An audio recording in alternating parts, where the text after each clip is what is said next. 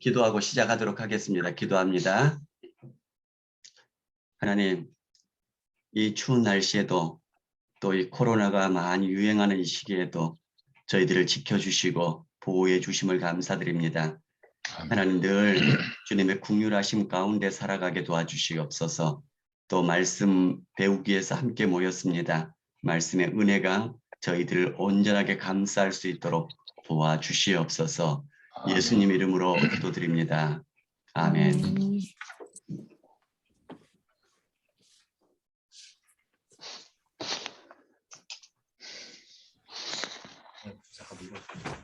예, 오늘은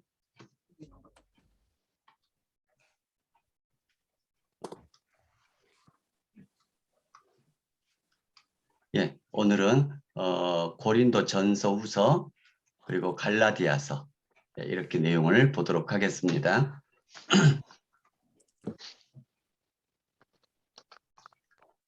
먼저요, 고린도에 있는 교회들에게 교회들이 아니라 교회에 고린도에 있는 교회에 보낸 편지가 고린도 전서 후서인데, 고린도 전서와 후서를 가만히 읽어보다 보면요, 고린도 전서 후서 외에도 또 다른 편지가 있었다라는 것을 그 글들, 그러니까 전서와 후서 그 내용 속에서 우리가 발견을 할 수 있게 되어져요.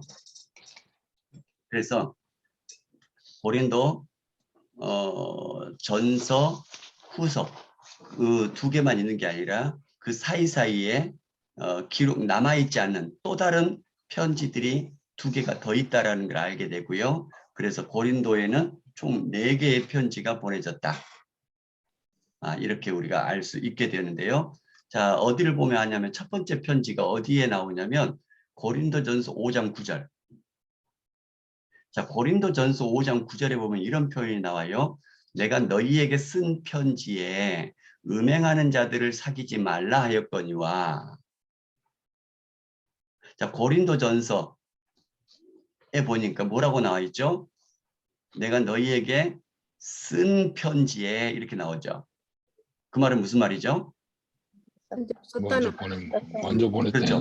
그렇죠. 먼저 보냈다. 그러니까 지금 고린도전서가 첫 번째 편지라고 우리가 알고 있는데 그 첫 번째 편지 읽다 보니까 너희에게 먼저 쓴 편지에는 음행하는 자들을 사귀지 말라.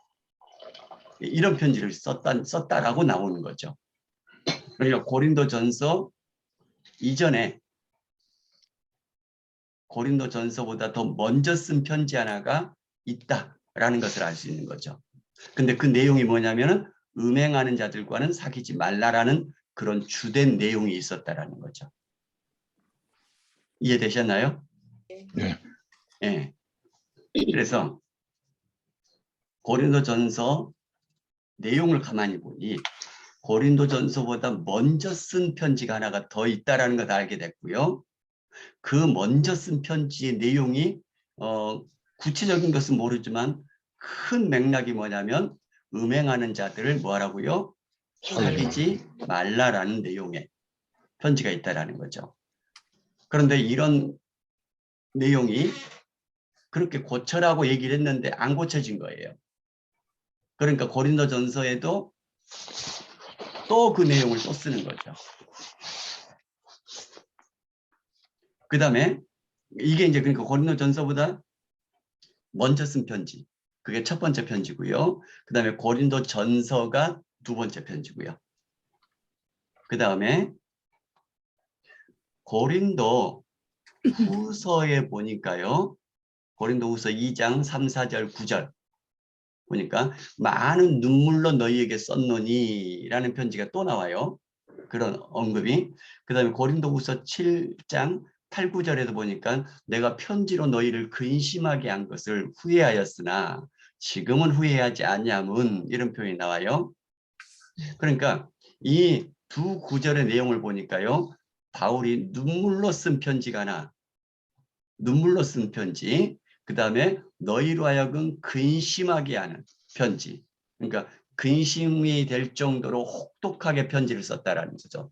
혹독한 내용의 편지를 썼다라는 거죠. 그런데 고린도 전서를 가만히 읽어보면 그런 내용이 없어요. 그러니까 바울이 눈물로 간절하게 쓴 내용이 고린도 전서에는 안 나와요. 그 다음에 고린도 교회 성도들로 하여금 근심하게 막 혹독하게 막 책망하면서 쓴 그런 내용이 고린도 전서에는 안 나와요. 자, 그러니까 결국은 이 눈물의 편지 또는 혹독한 편지, 이 편지가 고린도 전서와 후서 그 사이에 있다라는 거죠. 고린도 후서 내용을 보니까 눈물로 쓴 편지요, 너희로 하여금 근심하게 만드는 혹독하게 책망하는 편지. 그걸 썼다고 얘기를 하는데 고린도 전서 내용은 그런 내용이 없어요. 그러니까 고린도 후서에서 이런 편지를 썼다라고 얘기를 하니까 그 편지가 있어야 될 거 아니에요. 네, 그래서 고린도 전서와 후서 사이에 또 다른 전해지지 않는 편지 하나가 또 있었을 것이다. 이게 세 번째 편지가 되는 거죠. 그 다음에 네 번째 편지가 고린도 후서. 네, 그래서 고린도 전서 후서를 가만히 읽어보다 보니까 고린도 교회에 보낸 편지가 총 4개가 있다는 것을 알 수 있죠. 첫 번째 편지는 전해지지 않고요. 두 번째 편지가 고린도 전서. 세 번째 편지도 우리에게 전해지지 않고요. 네 번째 편지가 고린도 후서.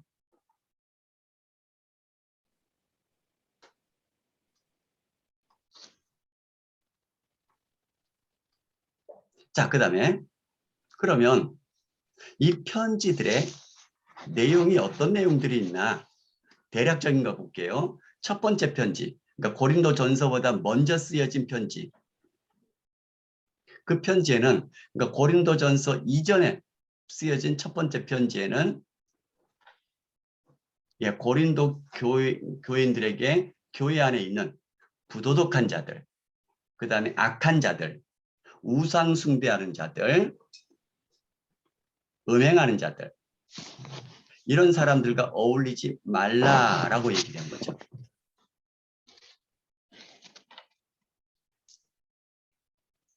그런 사람들과 함께하지 말라 이런 편지가 첫 번째 편지에 나와 있었다라고 얘기를 하는 거죠.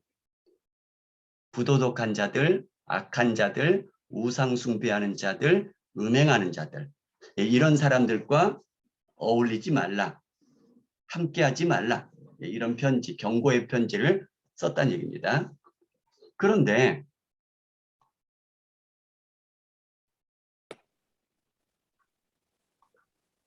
이제 무슨 문제가 생기냐면 이렇게 첫 번째 편지를 보내면서 이런 사람들과 함께하지 말라, 어울리지 말라 썼잖아요. 그런데 이 고린도 교회 성도들이 이 편지를 오해를 해버린 거예요. 어떤 오해를 했냐면 이런 사람들과 어울리지 말라, 함께하지 말라라고 얘기를 하니까 아예 그들과 상종조차 안 해버린 겁니다. 아예 상종을 안 하는 거죠. 그래서 나중에 고린도 전서에서 이것을 언급하면서 뭐라고 얘기를 하냐면 바로 이런 사람들과 사귀지 않으려면 세상을 떠나야 될 것이다. 이렇게까지 나와요. 다시 말하면 어울리지 말란 얘기가 아예 상종도 하지 말란 얘기가 아니고 상종을 안 할 수가 없는 거죠. 우리가 일반적으로 한번 생각해 보면 우리가 지금 생활하는 우리의 생활 패턴에서 한번 생각해 보시면 여러 가지 죄를 짓고 부도덕하게 살아가고 음행하는 사람들과 아예 상종조차 안 하고 살 수 있나요?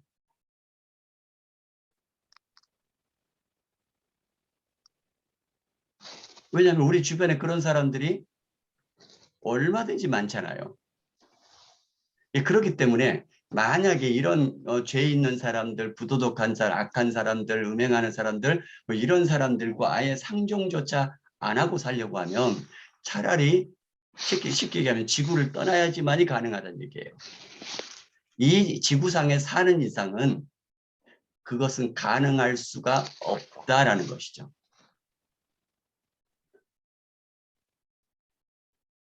그러면 어울리지 말란 얘기는 무슨 얘기냐면은 그들과 같은 마음을 가지고 살아가지 말란 얘기죠. 그들과 같이 동화되어져서 살아가지 말란 얘기죠.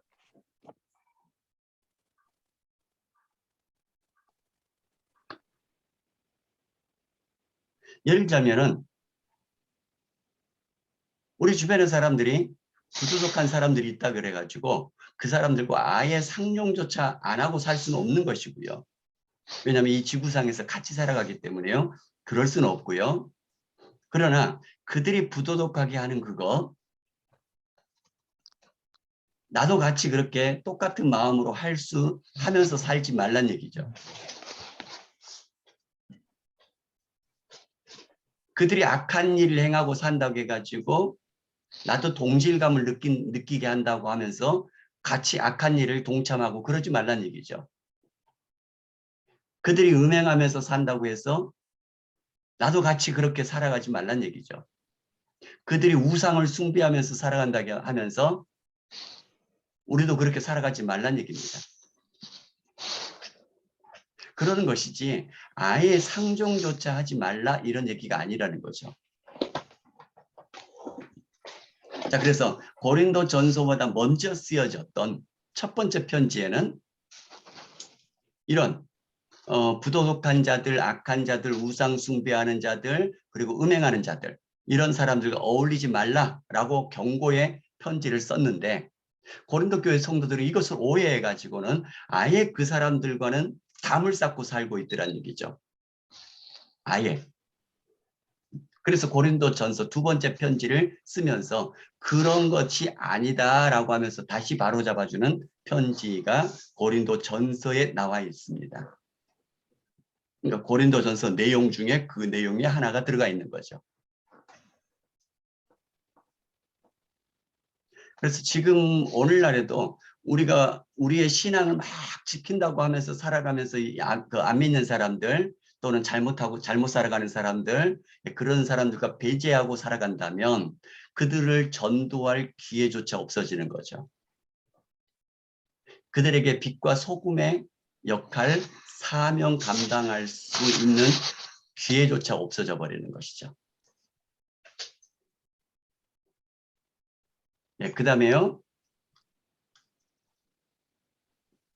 그래서 바울은 글로웨의 집 사람들에게 고린도 교인들이 바울의 편지를 오해하고 있음을 기록했다라는 것이고요. 그 다음에 두 번째로는 고린도 교회 안에 아볼로파, 베드로파, 바울파, 그리스도파 이렇게 네 개의 분파가 나누어져 있더라는 거죠. 그거에 대해서 고린도전서는 또 기록을 해주고 있습니다. 그리스도가 나뉘어진 것이 아니다. 교회 안에서 이렇게 나눠지면 안 된다라는 것들을 기록을 해주고 있는 거죠.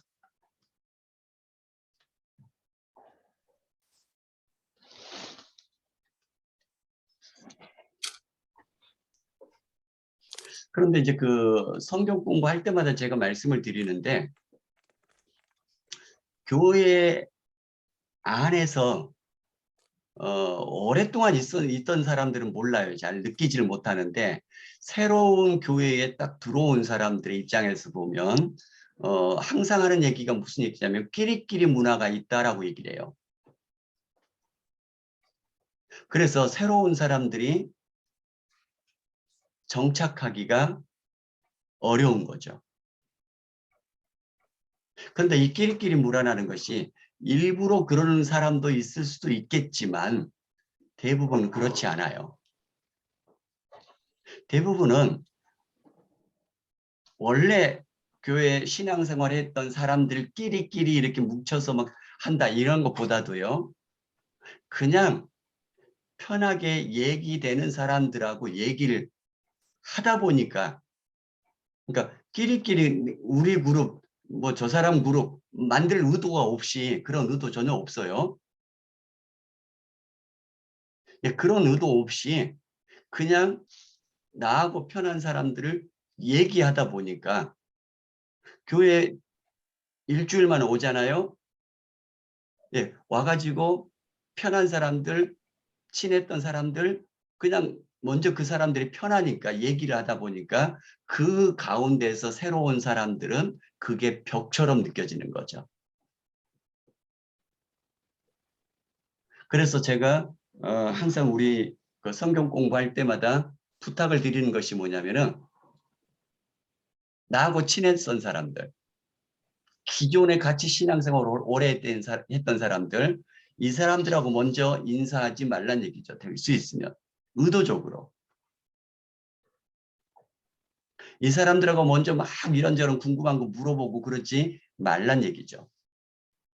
그러니까 완전히 그렇게 하지 말란 얘기가 아니라 먼저 새로 온 얼굴들에게 먼저 인사하고 먼저 안부 물어봐주고 이거를 해야 되는 겁니다.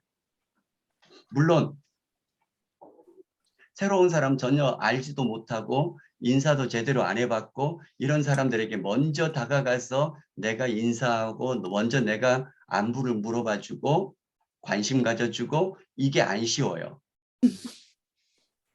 왜냐하면 그렇게 했을 때 항상 모든 사람들이 반응이 좋게 오는 것만은 꼭 아니거든요.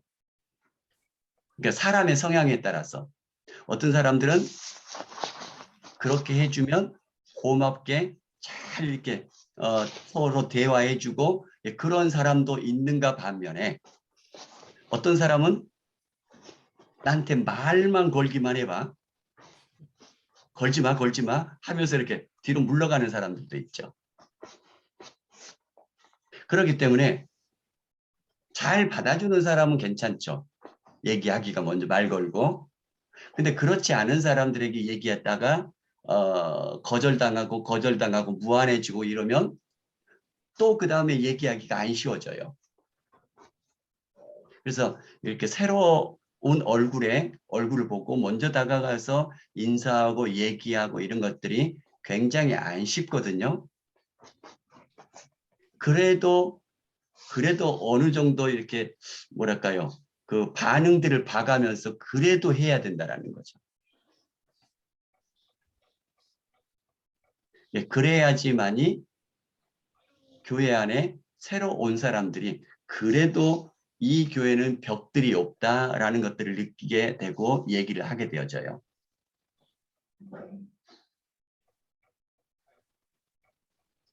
어쨌든 간에 고린도 교회는 아볼로파, 베드로파, 바울파, 그리스도파 이렇게 4개의 분파가 나누어져 가지고 서로 대립되고 있는 모습들이 있어서 그렇게 하면 안 된다라는 내용을 고린도전서에 기록을 하고 있죠.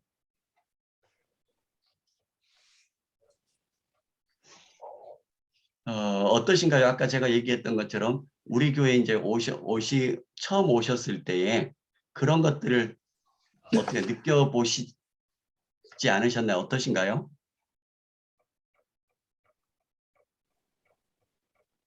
성격 따라서 다른데요. 예, 예, 반갑게 이제 맞이하면서 인사를 하면요. 그렇게 맞이해주는 사람도 있지만 예, 좀 다가오는 게 싫은 그런 사람들도 있어요. 예, 맞아요. 조금 더 다녀보고 더 네, 친해진 다음에 친근감 있을 때 얘기하고 싶은데 조금 약간 꺼려하는 듯한 그런 느낌이 나는 분이 있어요. 그렇죠. 예, 예, 이제 같은 전도에서도 그래요. 예, 그렇죠. 이제 그런 분들은 이제 어느 정도 좀 거리를 두면서도 그래도 또 인사해주고 그래도 또 안부 물어주고 또 뭐 이렇게 어려운 거 없냐고 다가가 주는 것이 필요했죠. 그래도 안 쉬운 일이지만. 그러니까 등록은 했지만 여전도회 소속은 아직 안 하겠다. 그런 거 없이 자유롭게 다니겠다. 그런 생각하는 분들이 있는 것 같아요. 그렇죠. 예, 그런 것도 있어요. 등록을 해서 교회는 다니지만 어느 이제 소속에 막 속해가지고 그렇게 하는 것은 부담된다. 조금 더 있다 하겠다. 이런 분들도 계시고요. 예, 그럴 때는 이제 어느 정도 이렇게 거리를 두면서 그 성격 따라서 좀 우리가 대해줘야 될 필요가 있죠. 근데 시간은 필요한데요. 예, 목사님 그가 이렇게 계속하면은 그러니까 걸어오신 분들은 그냥 인사만 하거든요. 예, 근데 어느 정도 시간이 지나니까 그분들이 제가 이제 어떻게 오랜만에 오셨다 이렇게 하면 그 속사정을 살짝을 얘기를 하시더라고요. 그러니까 시간이 해결을 해주시는 분들이 있더라고요. 그런 분들이. 예, 그렇죠. 그러니까 이제 네. 그 시간이 해결해 주는데 그 시간 동안에 또 관심을 안 가져주면 또 그쵸. 마음이 예, 네. 또 이렇게 멀어져 갈 수가 있거든요. 우리 홍일환 집사님도 그러니까 새로 오셨을 테니까. 예, 우리 홍일환 집사님도 등록하실 때에 갑자기 등록하라 하니까 등록을 하시게 됐다고 하잖아요. 이제 그럴 수도 있고, 그러니까 등록을 딱 했다는 얘기는 그래도 어느 정도 마음이 결정을 한다 이게 되거든요. 그러니까 그 전에는 긴가민가 하면서 조금 더 있어 봐야지 했다가도 등록을 딱 하게 됐다는 얘기는 그래 이제 결정하자 이제 이런 게 서는 거잖아요. 홍일환 집사님 같은 분 마음이 어땠는지 궁금. 우리 교회 오셨을 때. 저는 등록한 시점이 좀 특수하게 지금 코로나 시국이었어서 정상적이라면 등록하고 나면 뭐 이제 여전도의 모임이라든지 그런 것들에 참석을 하게 되잖아요. 그래서 사귈 기회가 많았을 것 같은데 지금은 그런 게 어렵다 보니까 모임 자체가 규제 때문에 그런 게 소그룹 모임이 좀 힘든 상황이었는데 그래도 이제 목사님과 이제 또 다른 사역자님들께서 신경을 써주셔서 그래도 이제 몇몇 그 여성교회 분들이나 뭐 이렇게 공동체에 속해 있으신 분들을 뵐 수가 있어서 그래도 좀 덜 관심 밖에서 있진 않고요. 그래서 이렇게 선을 대 주셔가지고 조금 적응하기가 쉬운 지금 상황에 있는 것 같아요. 그래서 감사하고요. 조금씩 저도 다가가려는 중입니다. 물어봐 주셔서 감사합니다. 예, 특히 이제 코로나 시기이기 때문에 지금 같이 식사도 못하고 뭐 굉장히 어려운 상황이잖아요. 그래도 우리 홍일환 집사님이 또 김동주 집사님이랑 잘 또 이렇게 적응을 해 와 주시고 그래서 또 감사드리고요. 아무튼 이 공부하는 팀에서도 또 더 한 번 더 물어봐 주시고 또 더 한 번 기도할 때 기도해 주시고 이렇게 해 주시면 좋을 것 같습니다. 예, 그 다음에 고린도 전서를 쭉 읽어보다 보니까 고린도 교회에서 바울에게 쉽게 얘기하면 대표단을 보냈어요. 대표단 스데바나 버드나도 아가이고 고린도전서 16장 17절에 보면 이 사람들을 보내가지고 고린도 교회 안에 여러 가지 문제들이 많았거든요. 그래서 그 문제들을 쭉 가져와 가지고 이런 경우에는 어떻게 해야 됩니까? 라고 바울에게 물어보죠. 그래서 그거에 대해서 대답을 쭉 해주는데 그 문제들이 뭐냐면 결혼에 대해서 그 다음에는 우상 제사에 드려졌던 고기를 먹어야 됩니까? 말아야 됩니까? 뭐 오늘 우리나라로 치자면 제사상에 올려진 그 음식을 먹어야 됩니까? 말아야 됩니까? 그리스도인이 이런 문제. 뭐 이거는 우리가 많이 이제 들어봐서 아시겠죠?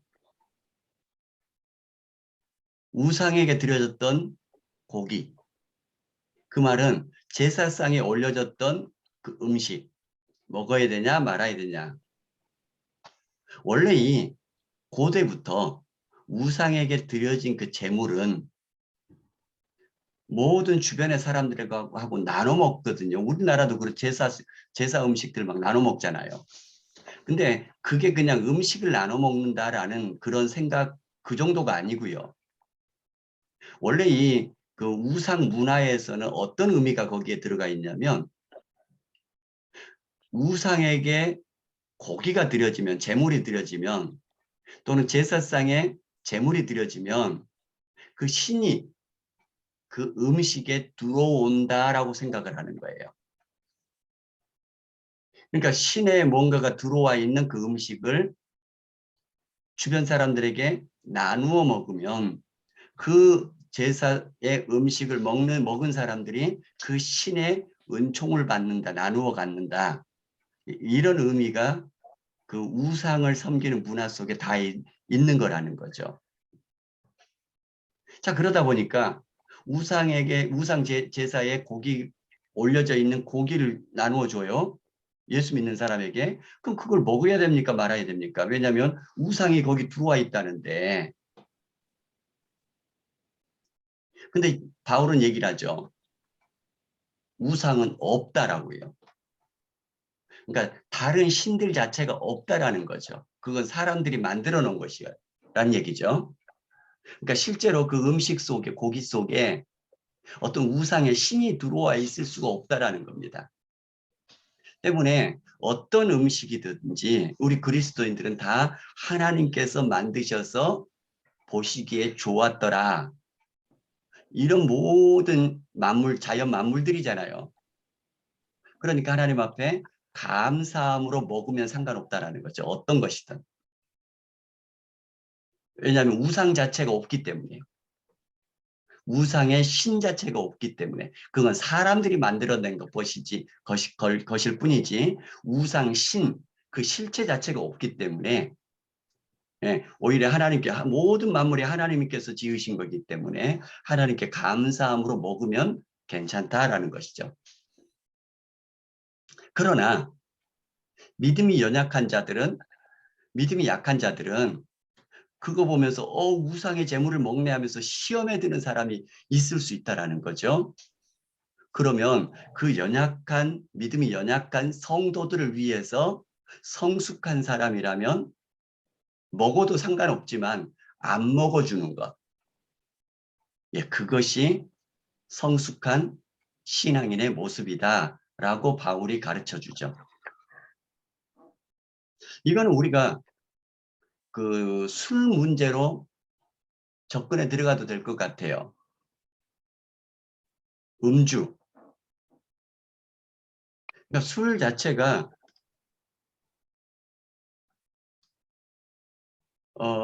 나실인들 이런 사람들에게는 금하게 되어 있어요. 그러나 디모데 후서인가요? 거기도 보면은 바울이 디모데에게 얘기를 해요. 너의 질병을 위해서 술을 좀 쓰라고, 포도주를 쓰라고 얘기를 해요. 그러니까 술 자체를 먹었다고 해서 그것이 막 큰 죄가 되고 이러지는 않는다는 얘기죠.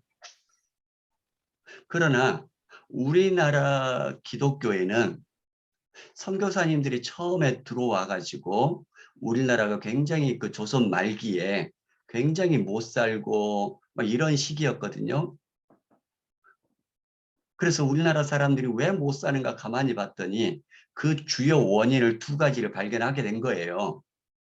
그게 뭐냐면은 바로 이 술, 담배 문제하고 그 다음에 농번기에는 열심히 일하는데 농한기 겨울 동안에는 할 일 없으니까 막 사랑방들 뭐 이런 데서 모여가지고 노름하고 이런 것들. 그래서 우리나라에 들어온 선교사님들이 우리나라 교회법으로 이 두 가지 못하게 하자고 금해버린 거죠. 그게 우리나라의 교회의 전통이 돼서 지금까지 내려온 거예요. 그러다 보니까 지금은 예수님을 믿는 사람이든 또는 예수님을 믿지 않는 사람이든 교회 다니는 사람이라면 믿음이 있는 사람이라면 술, 담배를 안 하는 것이 정상이다 이렇게 바라보고 있다는 거죠. 그렇기 때문에 믿는 사람들이 술, 담배를 하게 되어지면 그걸 주변의 사람들이 보게 되면 이게 덕이 되어지지 않는 거죠. 그런 것 때문에 안 한다라는 거죠.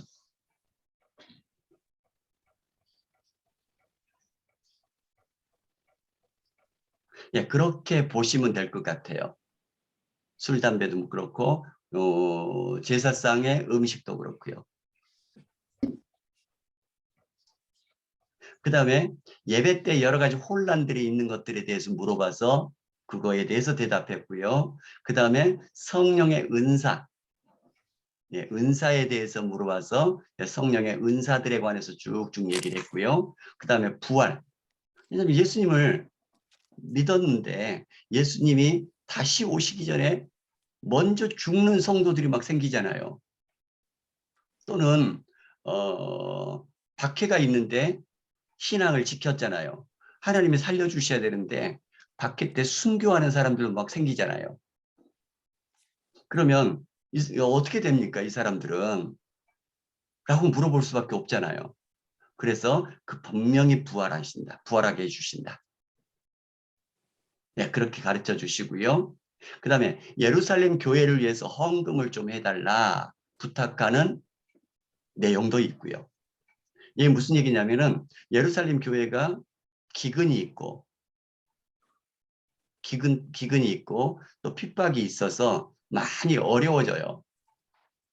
그래서 바울이 이 마게도냐가 북쪽의 커다란 지역이고 아가야 지역이 이 고린도와 아테네 여기를 포함하는 그 밑에 남부 지역이라고 했잖아요. 그래서 마게도냐 지역에 있는 교회들, 아가야 지역에 있는 교회들, 이런 교회들에게 예루살렘 교회를 위해서 구제 헌금을 좀 해달라라고 부탁의 편지를 쓰고 있다라는 거죠.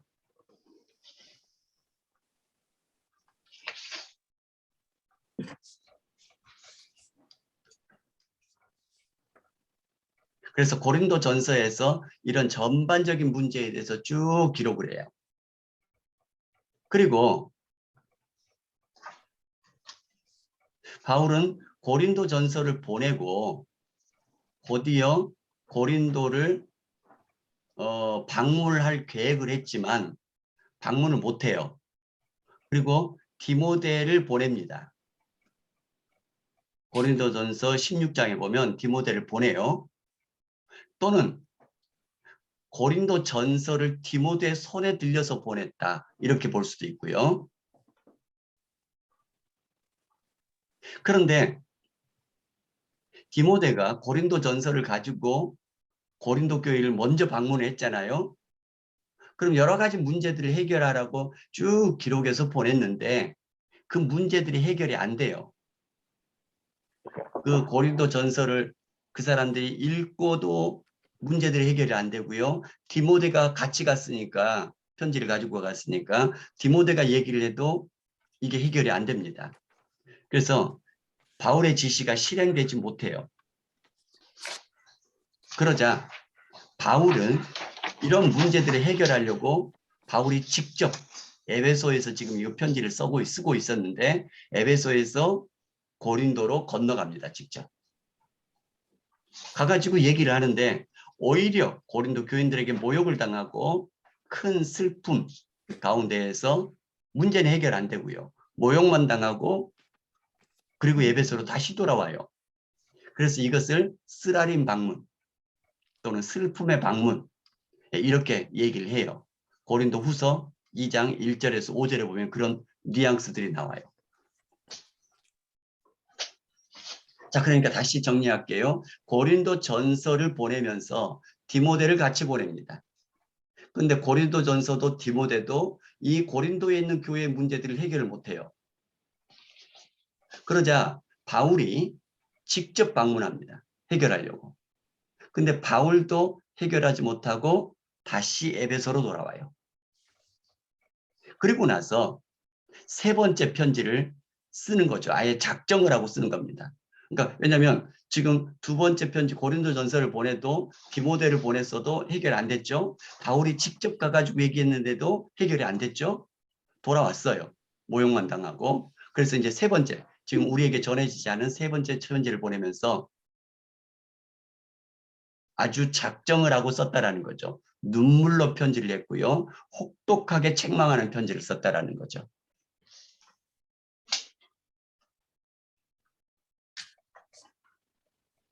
어떤 사람들은 이게 이제 잃어버려서 우리에게 전달이 안 된다라고 하는 사람도 있고요. 어떤 사람들은 고린도후서 10장에서 13장이 그 세 번째 편지의 일부가 아니겠느냐 라고 얘기하는 사람도 있는데 정확한 것은 뭐 그걸 잘 몰라요.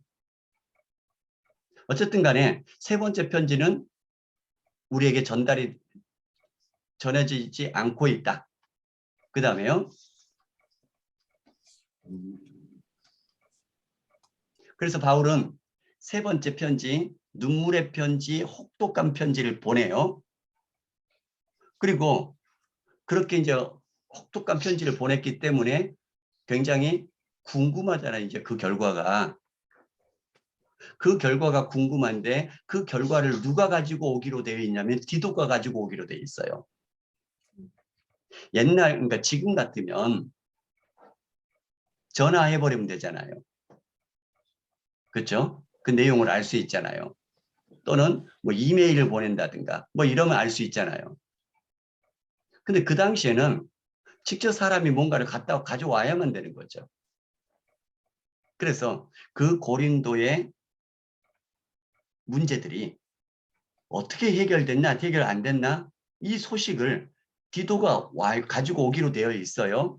바울이 에베소에서 기다리다 보니까 뭐 너무 애 같았잖아요. 그래서 디도가 백길로 오는 줄 알고 에베소에서 떠나가지고 저 위쪽으로 가면은 드로아가 있어요. 항구 도시. 그리 배가 들어오는 거니까 그쪽으로 디도가 왔나 하고 마중을 갔는데 디도가 안 온 거예요. 배에서 안 내려요. 그러니까 배로 온 게 아니라 지금 육지로 오는가 보다 하고 어디로 가냐면은 저 마게도냐 지역으로 넘어갑니다. 그래서 마게도냐로 넘어가 가지고 빌립보 그 지역에서 디도를 만납니다. 근데 디도를 만났는데 디도가 어떤 소식을 갖고 오냐면은 그 눈물의 편지, 혹독한 편지, 그 세 번째 편지, 그 편지를 받고는 이 고린도 교회의 문제가 해결이 됐다라는 기쁜 소식을 전해주는 거죠. 그래서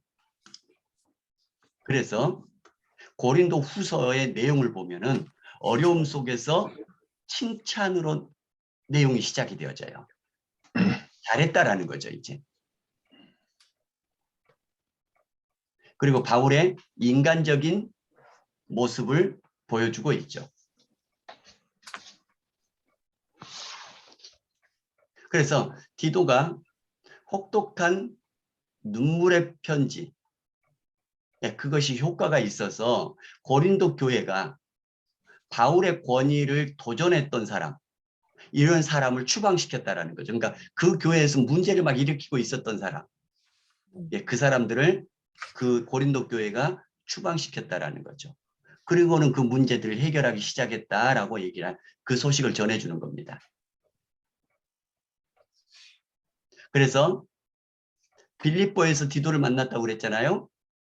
그래서 빌립보에서 자기는 이제 계속해서 빌립보라든가 데살로니가, 베레아 이 지역을 다 들리면서 가야 되니까 좀 늦게 갈 거 아니에요. 그래서 고린도 후서 편지를 빨리 써가지고 고린도 교회에 다시 보내고 그리고 자기는 일들을 쭉 그 선교 여행 일정을 계속 하면서 나중에 고린도로 들어가게 됩니다.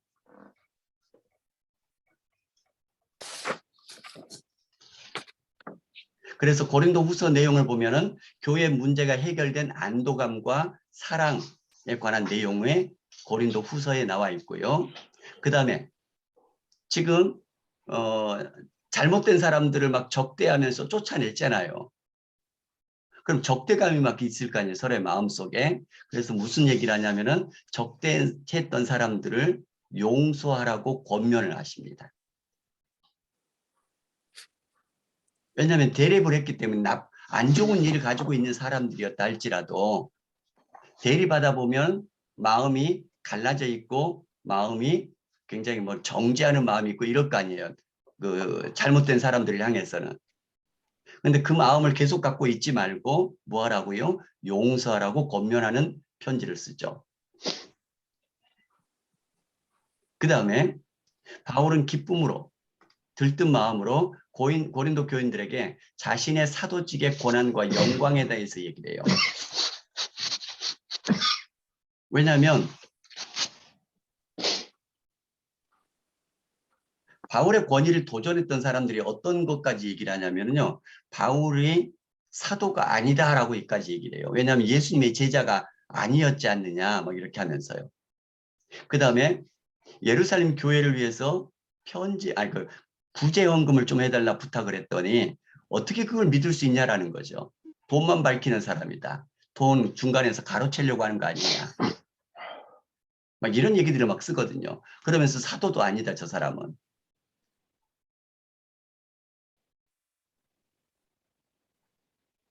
예, 그렇게 고린도 교회 성도들을 잘못 빠지게 만들어 버렸기 때문에 바울은 고린도 후서에서 쓰면서 자신이 어떤 사도의 영광을 가지고 있는지 어떤 권한을 어떻게 받았는지 그거에 대해서 쓰고요.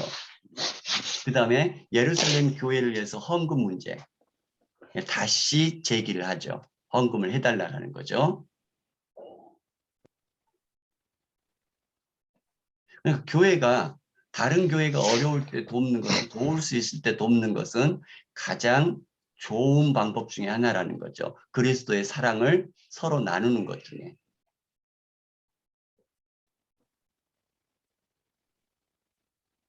그래서 이제 오늘날도 우리 한국 교회도 마찬가지지만 어려운 개척교회들, 어려운 교회들 이렇게 돕는 것은 굉장히 많이 권장되어야 될 일이라는 거죠. 왜냐하면 주 안에서 크게는 그리스도의 똑같은 몸된 교회잖아요. 그래서 지금도 이제 개척교회들이 굉장히 어려운 것들이 뭐냐면 물질 어렵다고 하잖아요. 물질로 돕는 것, 그것도 중요하죠. 근데 그거보다 더 중요한 게 무엇인지 아세요? 네? 일꾼요. 예, 사람. 아니, 일꾼까지 아니어도 돼요. 사람. 왜냐하면 개척교회는 사람이 별로 없으니까 예배 시간 들어가도 굉장히 썰렁하고 힘을 내지를 못해요. 그럼 그건 무슨 얘기냐면은 거기에서 일꾼으로 해주면 금상첨화고요. 일꾼까지 아니더라도 예배 시간에 여러 명이 가서 같이 앉아서 같이 찬양해주고 예배 같이 드려주는 것만으로도 굉장한 힘이 되는 거예요. 그래서 이제 웬만큼 성도들이 이렇게 좀 있는 교회들은 그런 것들을 한번 해도 괜찮을 것 같아요. 예를 들자면은 뭐 1년 정도 아니면 뭐 몇 개월 정도 그런 개척교회에 가가지고 예배만 드려주는 거죠. 한 2~3가정씩 가가지고.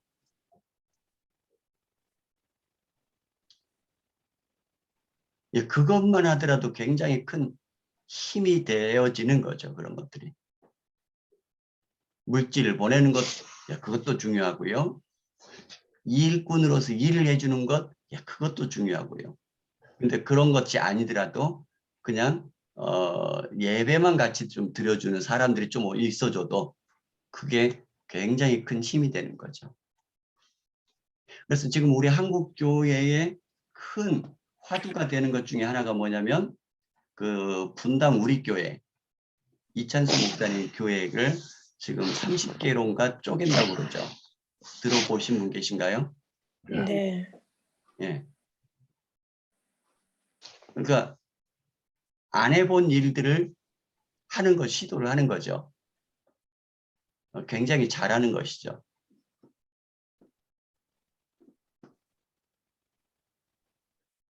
근데 이렇게 하려고 그러면은 엄청난 그 초대형 교회잖아요.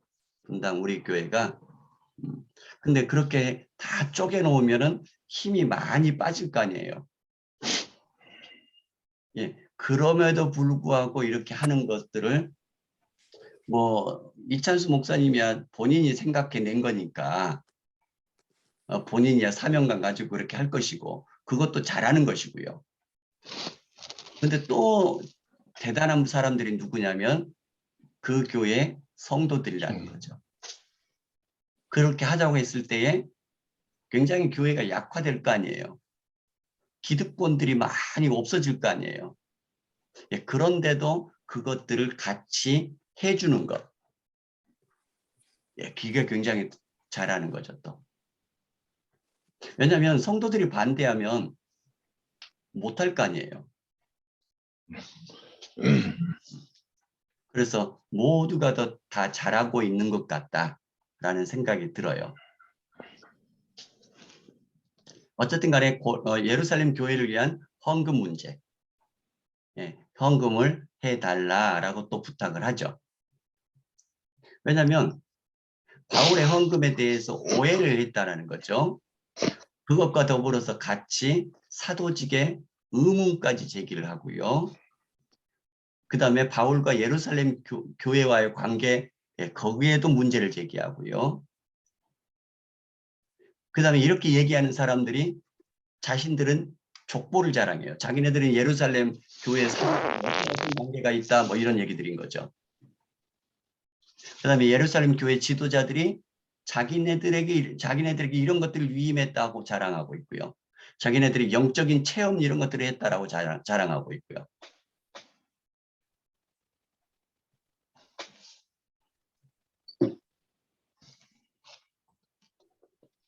그 다음에 고린도후서 10장에서 13장으로 넘어가면요. 거짓 사도들을 정면으로 공격해요. 잘못된 것들을 드러내는 거죠. 그 다음에 사도의 특징 이거에 대해서 기록을 하고 있습니다. 고린도후서 10장, 13장 뒤쪽을 보면요. 그런데 사도성의 특징이 뭐냐면요.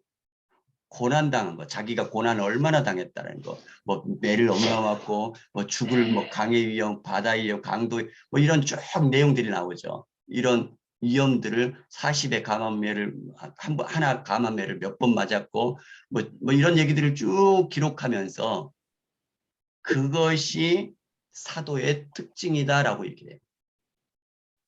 그러니까 잘못된 사람들은 뭘 자랑했다겠죠? 바로 족보를 자랑하고요. 그 다음에 예루살렘 교회 지도자들과 관계, 그 다음에 위임 이런 것들 자랑하고요. 그 다음에 영적인 체험 뭐 이런 것들도 자랑하고요.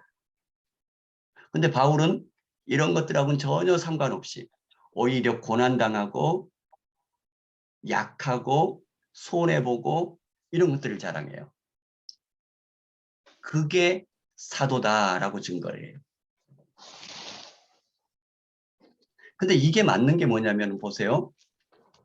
예수님이 어느 길 걸어가신 거죠? 고난을. 그렇죠. 고난의 길, 십자가의 길 걸었잖아요. 그러니까 결국은 사도 바울도 예수님의 그 뒤를 따라가면서 예수님 때문에 당하는 그 고난들, 그럼에도 묵묵하게 감당해 가는 것, 이걸 자랑한다라는 거죠.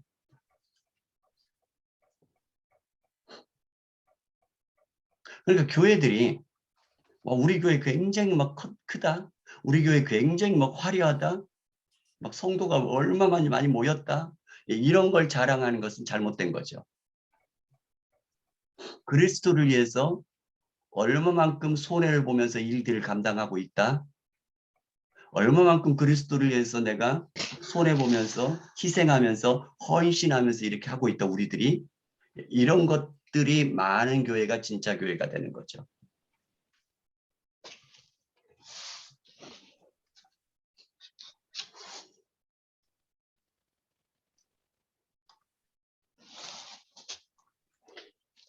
그 다음에요.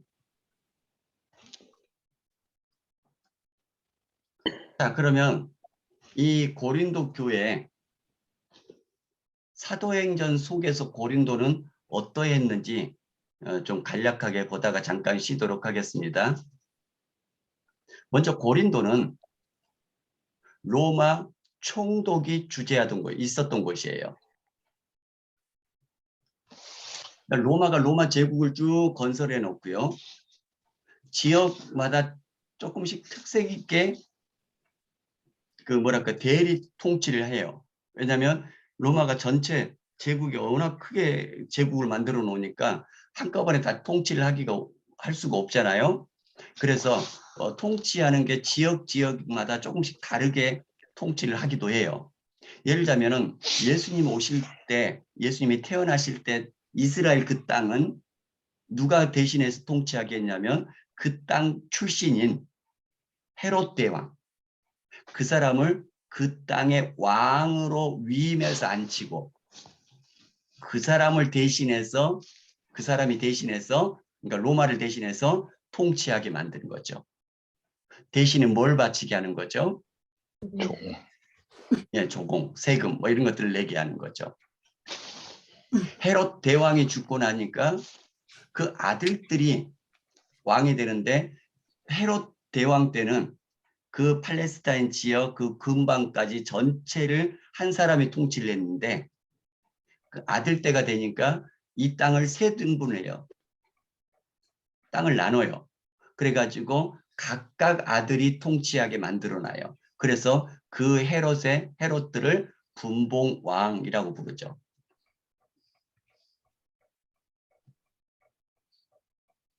이렇게 이제 왕들이 세워져서 대신해서 로마를 대신해서 통치하게 하는 그런 케이스가 있고요.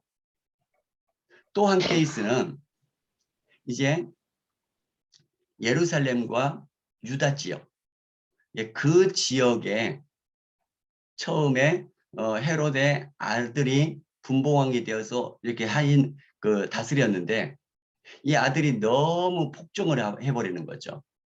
잘 못 다스려요.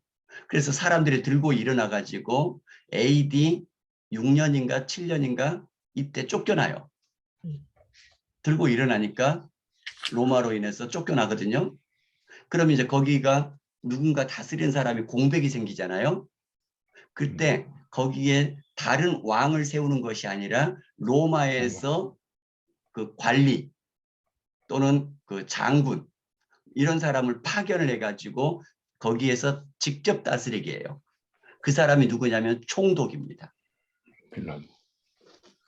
근데 처음부터 빌라도가 앉힌 게 아니고요. 이 총독들은 2년, 3년마다 갈아져요. 임기가 바뀌어요. 그리고 그러니까 AD 6년이 지나서부터 이제 총독이 계속해서 바뀌거든요. 그러다가 예수님이 잡히실 때 딱 임기가 된 사람이 누구냐면 빌라도인 거죠. 본디오 빌라도.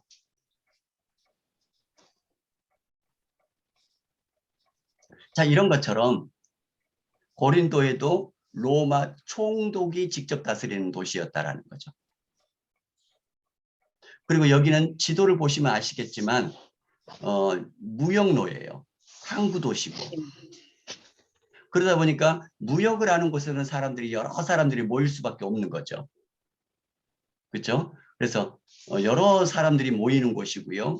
여러 사람들이 모이다 보니까 여러 민족이 모이면 자기네들이 민족이 가지고 왔던 어떤 종교도 가져와서 같이 있다 보니까 거기서 막 섞이게 되는 것이고요. 그 다음에 문화와 풍습들도 들어와서 같이 살다 보니까 거기서 막 섞이는 것이고요. 그러니까 뭐냐면 혼합주의가 막 성행해요. 고린도에서는.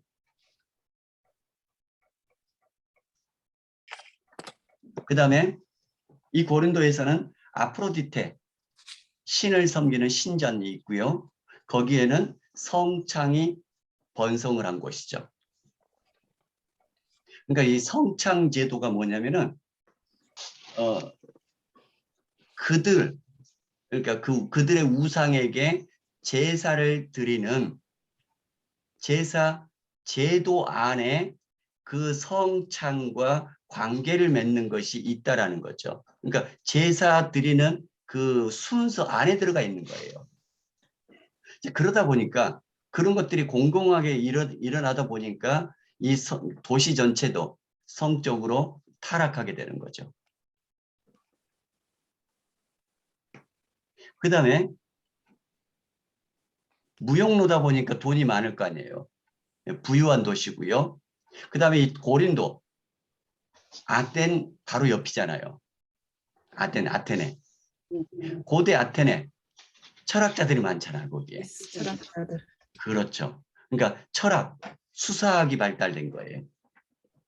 그러다 보니까 철학과 수사학이 발달되다 보니까 철학, 뭐죠? 지적인 거죠. 예, 그래서 지적인 자부심, 그다음에 지혜롭게 말하는 것들, 말 잘하는 것, 예, 이거에 대해서 굉장히 높이고 숭상하는 그런 것들이 퍼져 있는 것이죠.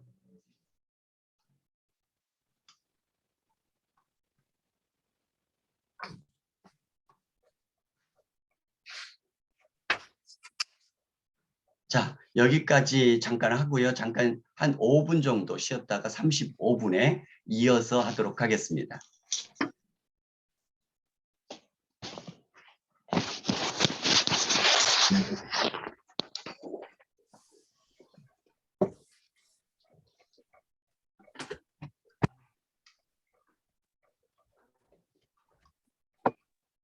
목사님, 예, 쉬는 시간이신데 질문 예, 고린도전서 저희 유인문 주신 거 맨 앞에 보면 예, 그 편지 내용들 거기서 3번에 고린도전서에는 여러 가지 문제를 언급했다고 했잖아요. 예, 그때 예배 때의 혼란을 언급했다고 본 부분이 있는데 고린도전서 11장 2절부터 34절이요. 예, 거기 읽다 보니까 거기 보면 남자로서 머리에 무엇을 쓰고 기도나 예언을 하는 자는 뭐 이러면서 시작되는 구절이 있는데 4절에 예, 이때 그러니까 이때 당시 문화적인 이해가 없으니까 좀 성경 읽을 때 이해가 잘 안 되는 거예요. 여자가 머리를 가린다는 의미가 뭔지 이때 당시 그런 뭐 문화적인 그런 게 있을 것 같은데 예. 모르니까 이 구절 읽어도 이게 왜 문제가 되고 언급했는지 궁금했더라고요. 그러니까 이제 그런 그 당시 이제 그곳에 이제 문화가 이제 그런 것들이 있었던 것 같아요. 그래서 머리를 이렇게 쓰고 예배를 드려야 되고 뭐 이런 부분들이. 그 다음에 고린도전서 잠깐만 제가 한번 펴서 읽어 볼게요.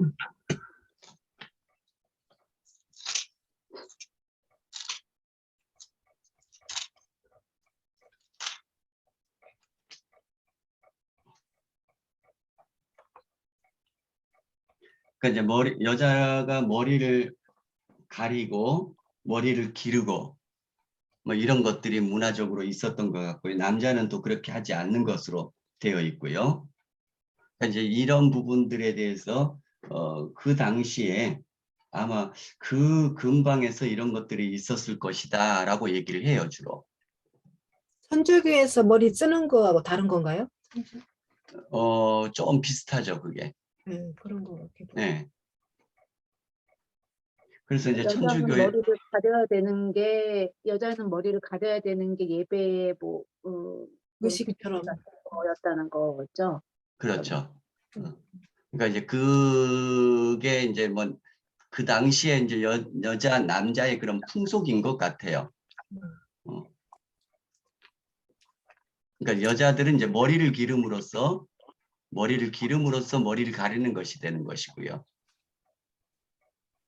또는 뭐를 쓰든지.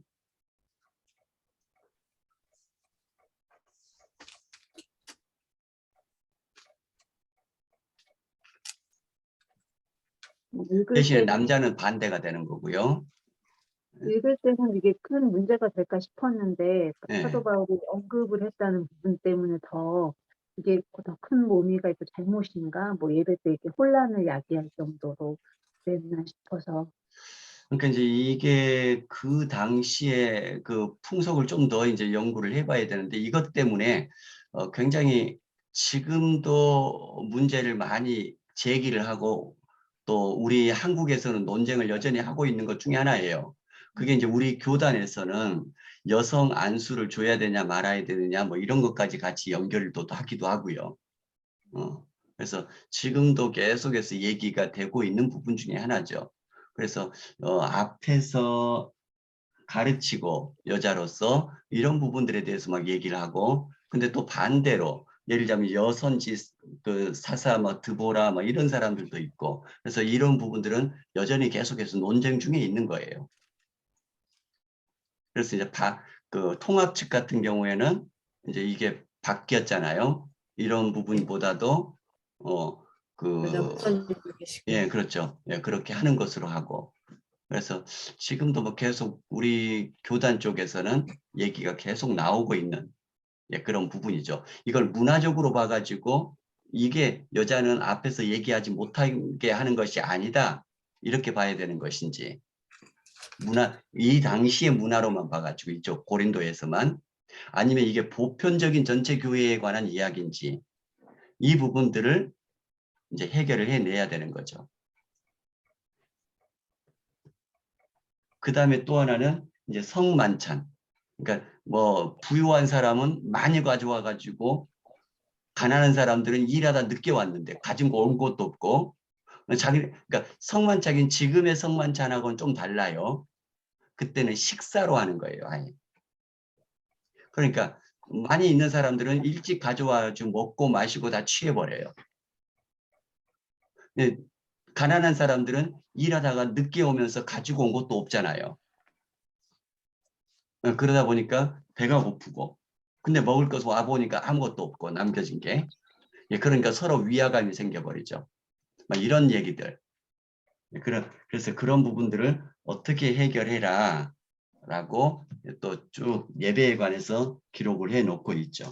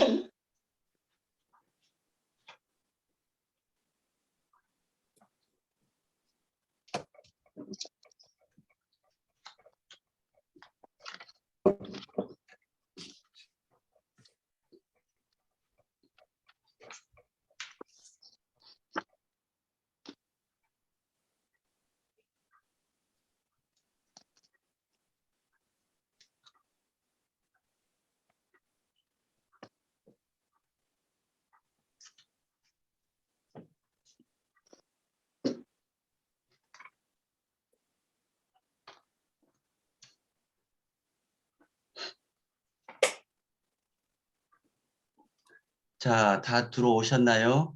네. 예, 그럼 또 시작을 이어가도록 하겠습니다. 자, 사도행전 속의 고린도. 먼저 고린도가 제일 먼저 나오는 게 어디냐면 사도행전 18장에 보면요. 2차 선교 여행 중에 고린도를 방문하죠. 2차 선교 여행 중에 고린도를 방문하고요. 그러니까 여정이 어떻게 되냐면 2차 선교 여행 때 지난 시간에 우리가 쭉 봤었죠. 그 데살로니가 전서 후서 할 때요. 빌립보, 그러니까 이 마게도냐 지역의 빌립보, 그다음에 데살로니카, 그다음에 베레아. 거기에서 배 타고 쭉 밑으로 내려가 가지고 아덴. 그리고 아덴에서 바로 옆에 고린도. 고린도. 예. 그래서 고린도에서 1년 6개월 동안 머물면서 사역을 하면서 거기에서 전반부에 데살로니가 전서를 썼고요. 그리고 후반부에 데살로니가 후서를 써서 보냈죠.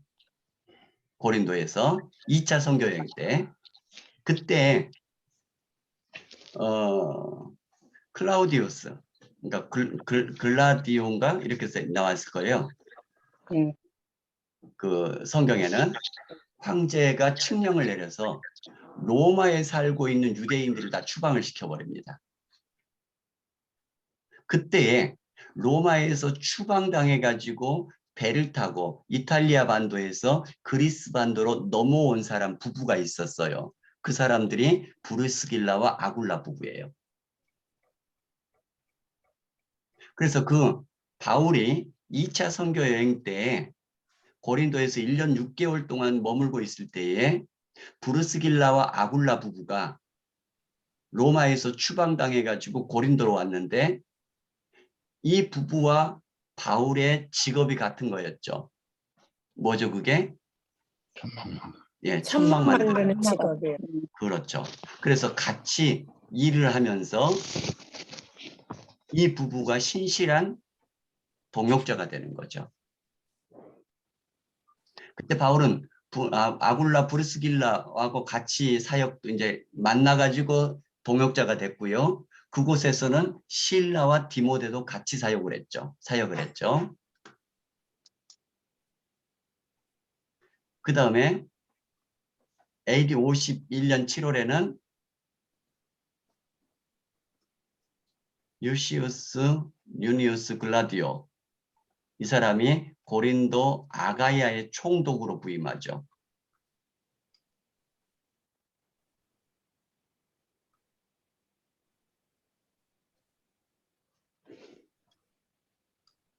그리고 갈리오 총독에게 바울 일행을 고소를 한 사건이 나오는데 갈리오 총독이 기각을 시켜버립니다.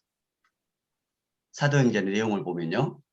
그것은 왜 그러냐면은 이때까지도 유대교와 기독교를 로마 제국에서는 분리해서 생각 안 해요. 하나로 보는 거죠. 그러니까 유대인들에 대해서는 지난 처음에 볼 때 관대하게 대했다고 그랬죠. 네, 그러다 보니까 유대교에 대해서 관대하다 보니까 바울 일행이 고소를 당해서 올라왔지만 총독이 그냥 기각을 시켜버린 겁니다. 그리고 그때 회당장 그리스보와 그 온 식구와 허다한 사람들이 이 고린도에서 2차 선교 여행 동안에 믿게 됐고요. 그 다음에 바울이 이제 2차 선교 여행을 마치고 예루살렘으로 돌아갈 때에 아굴라 브루스길라 부부와 함께 배를 타고 떠나가지고 에베소를 들려서 에베소에다가 이 두 부부를 남겨놓죠. 그리고 에베소에 남겨놓고 바울은 예루살렘으로 올라갑니다. 그래서 바울은 에베소를 떠나가지고 가이사랴를 거쳐서 예루살렘에 들렸다가 안디옥으로 돌아가죠. 이게 이제 2차 선교 여행을 마치는 내용이에요. 그러게 있는 동안에 에베소에가 아굴라와 브루스길라 부부가 있었다 그랬죠. 네. 아굴라 브루스길라 부부가 에베소에서 이제 복음을 가르치고 있는데 누구를 만나냐면 아볼로를 만납니다.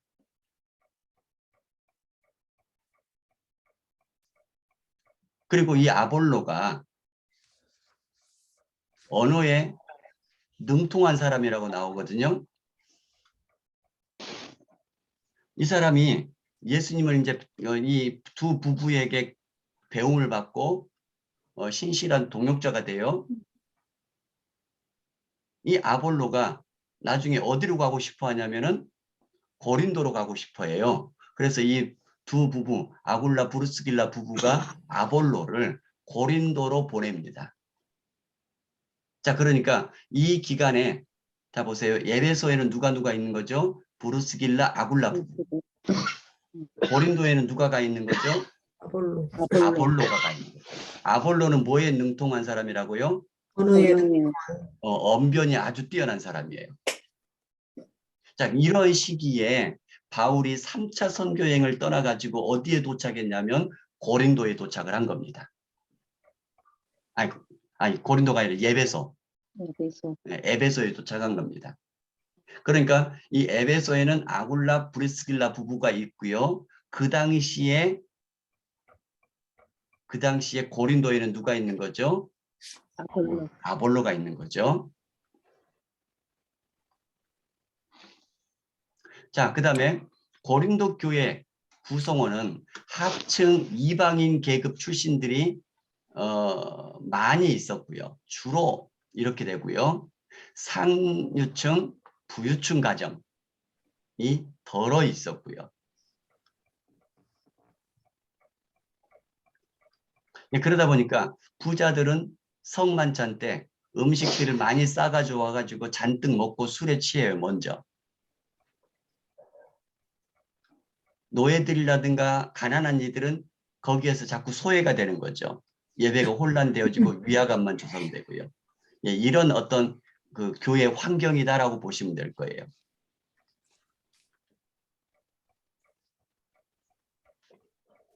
그러니까 고린도 교회를 보면 오늘날 우리의 현대 한국 교회하고 이렇게 비교해 봐도 정말 문제가 많은 교회죠.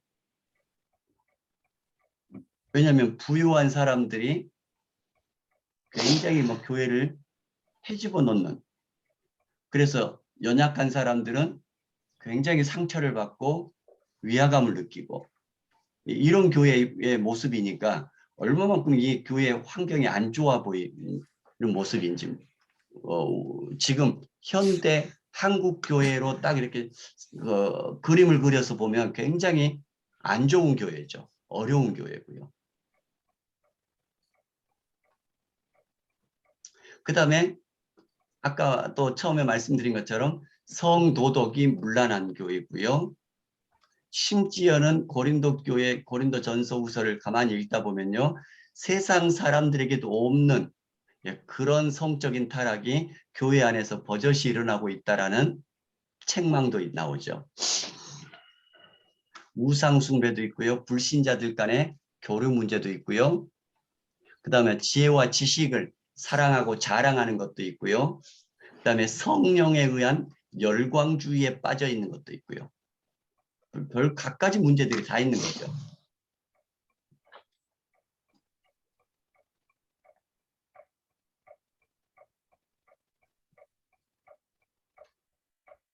이거는 헬라의 이원론적 사고, 그 다음에 구원론과 성령의 은사에 대한 오해 때문이다, 이렇게 되는데요. 이게 무슨 얘기냐면 우리는 기독교는요, 시간론적인 이원론을 믿는 겁니다. 이게 무슨 얘기냐면 지금은 이 세대 구원의 첫 열매를 받고요. 그러니까 우리가 믿으면 지금 구원의 첫 열매를 받았잖아요. 믿어서 하나님 나라의 자녀가 됐고 하나님 나라에 들어갔고요. 이 땅에 임해 있는 하나님 나라에 들어갔고요. 그런데 재림 때 그 완성을 받는 것이고요. 또는 우리가 죽었을 때 완성을 받는 것이고요. 그래서 우리는 이 두 개 사이에서 긴장 관계에 있다라고 보는 것이거든요. 그러면서 히브리서나 로마서나 이런 데 보면은 너희 구원을 완성해 가라, 이루어 가라, 표대를 향해서 나아가노라, 달려가노라, 뭐 이런 표현들이 나오잖아요. 그런데 이 고린도 교회 성도들이 빠져 있는 것이 뭐냐면 본질적 이원론에 빠져버린 거예요. 이건 뭐냐면은 지금 그리스도 안에서 구원을 받으면 그것이 영원한 구원이라고 여기는 거죠. 그러니까 지금 구원받으면 이게 이제 영원한 구원이어서 한번 구원받으면 내가 이제 어떤 죄를 짓고 어떻게 살아도 상관없다. 그러니까 막 사는 사람들이 막 생겨버린 거예요.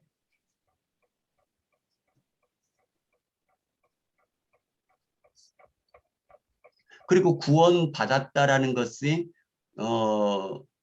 어떻게 아느냐? 성령의 은사가 그 표징이다라고 얘기해요.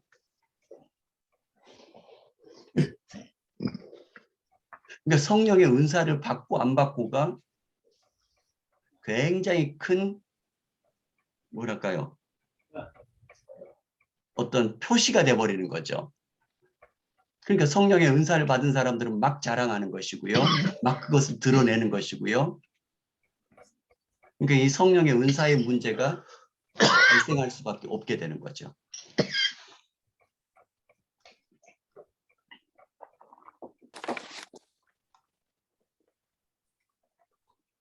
아까 말씀드린 것처럼 이미 구원이 지금 예수님 믿으며 완성되었기 때문에 지금 이때는 어떻게 살아도 상관없다라고 생각하면서 막 방종으로 흐르는 거죠. 그러다 보니까 세상 안 믿는 사람들에게도 없는 그런 각종 그 죄악들이 교회 안에서 막 행행하고 있는 거죠.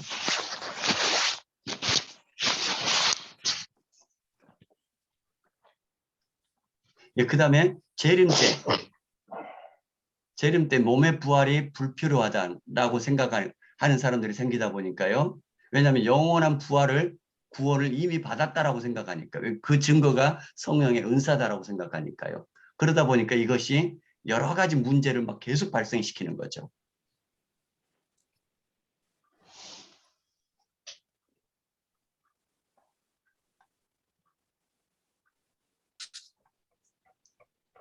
그 다음에요. 이 고린도 교회 사상들, 이 고린도 지역이 철학과 수사학이 굉장히 유행하는 곳이다라고 말씀을 드렸잖아요. 왜냐하면 그 그리스 아테네 바로 옆이기 때문에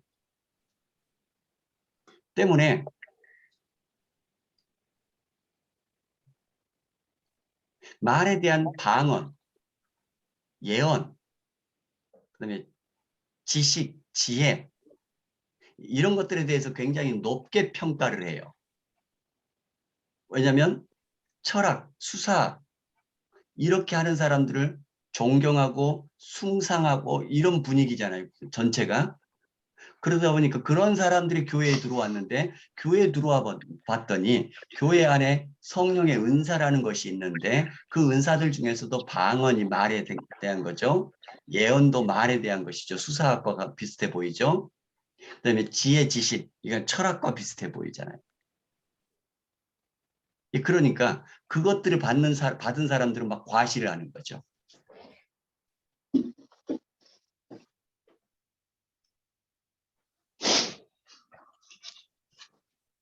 그다음에 우상의 실체가 없으므로 우상 잔치, 고기 먹는데 자유한 사람들이 생기고요.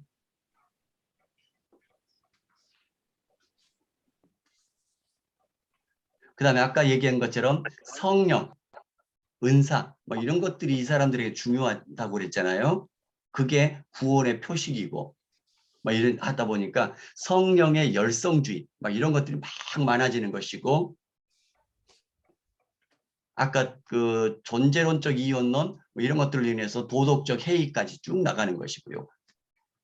그러니까 문제가 계속해서 발생하는 것을 보게 되는 거죠.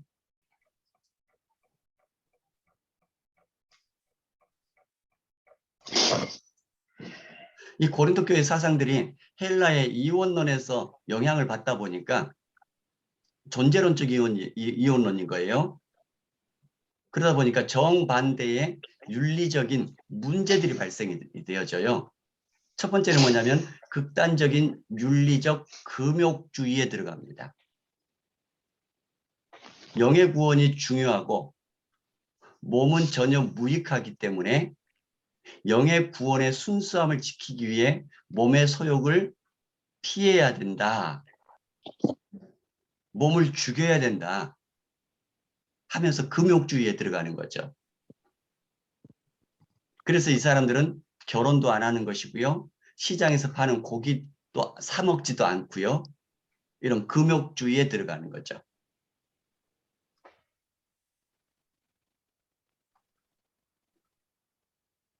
반면에 지혜와 지식과 자유를 사랑하는 열성주의자들은 금욕주의자들을 약한 사람들이라고 비판을 해요. 그거 다 해도 괜찮다라고 하는 거죠. 왜냐하면 이미 구원을 받았기 때문에 우리는 그런 지식을 가지고 있기 때문에 이미 구원받은 사람들이다. 자, 그러다 보니까 금욕주의자들은 육신적인 방탕한 자들이라고 열성주의자들을 비판하면서 영적 우월성을 주장하고요. 반대에 있는 사람들은 금욕주의자들을 약한 사람들이다라고 비난하고 있고요. 그러니까 서로 막 이렇게 나눠지게 되는 거죠. 사상이 다르니까.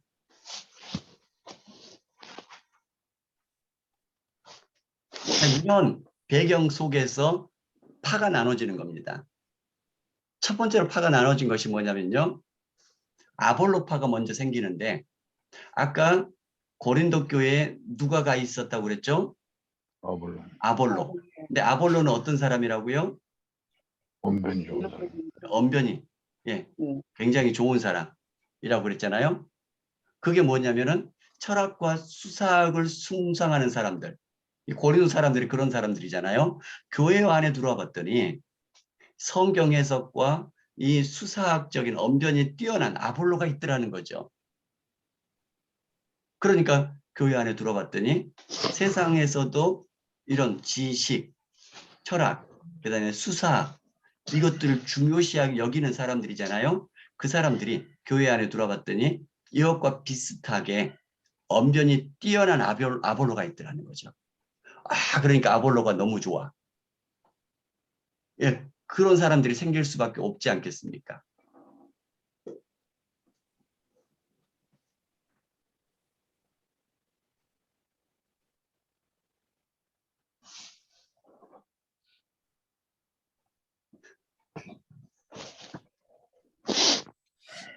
자, 그 다음에요. 이렇게 해서 이제 아볼로를 따르는 사람들이 생길 거 아니에요. 아볼로가 너무 좋아. 아볼로에게 내가 은혜를 많이 받았어. 그런데 아까 말씀드린 것처럼 금욕주의자들도 있다고 그랬잖아요. 예, 그런 사람들은 베드로를 따른다고 얘기를 해요. 왜냐하면 베드로가 사도회의에 명령 4가지를 이렇게 전해주거든요. 그러다 보니까 우상숭배, 금주, 계율, 뭐 이런 것들에 대해서 이렇게 하지 말고 따르고 이렇게 그 많은 것들을 얘기를 하는 사도 베드로의 가르침을 전해주다 보니까 우리는 베드로하고 같다. 우리는 베드로의 생각과 비슷하다. 가르침과 비슷하다 하면서 베드로를 따르는 사람들이 생기는 거죠. 그래서 아볼로파가 생겼고 베드로파가 생겼고요. 그 교회 안에 이제 2개가 나눠졌잖아요. 아볼로파, 베드로파. 그러다 보니까 또한 이제 이거 둘 다 싫은 사람들이 있을 거 아니에요. 그런 사람들 중에 한 무리는 또 어떤 사람들이냐면은 우리에게 복음 전해준 사람 바울이지 않냐. 우리는 바울에게 충실하자 하면서 바울파. 이제 3개가 나눠졌잖아요. 이렇게 나눠진 것들도 싫어요. 그런 무리들 중에 또 어떤 사람이 생기냐면 이 복음의 원래 주체가 누구냐? 그리스도가 아니냐. 그래서 그리스도파. 여기에 저기도 속하지 않고 우리는 그리스도파 할래. 이렇게 가지고 4개 파가 나눠지는 거죠. 그러니까 이게 전혀 근거 없이 막 생기는 것이 아니라 각각의 그런 어떤 배경들 속에서 이렇게 막 나눠지고 있는 거죠.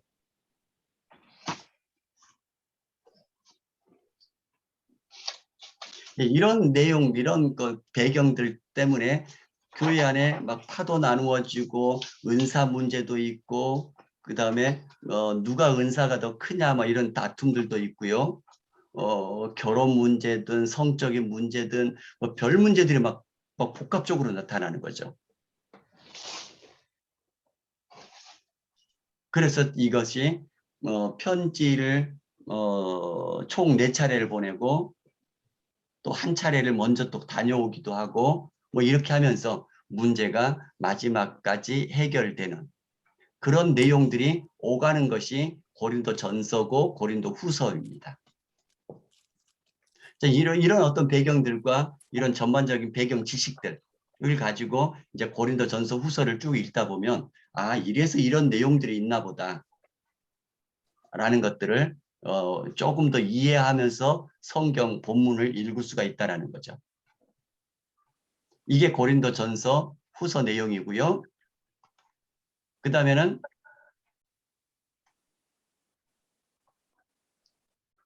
갈라디아서를 보도록 하겠습니다. 갈라디아서는 먼저 갈라디아서와 사도행전의 관계 1장 2절에 보면 갈라디아 여러 교회들에게 편지한다 이렇게 나와요. 자 보세요. 고린도 전서는 후서는 고린도에 있는 교회 딱 하나에게 편지를 하죠.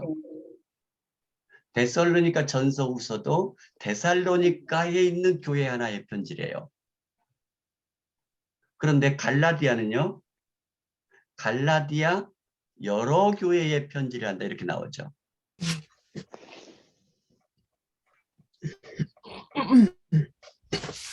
자, 그러니까 이 갈라디아가 그냥 하나의 도시가 아니라는 걸 알 수 있죠. 갈라디아라고 하는 지역 안에 있는 도시들이 여러 개가 있을 거예요.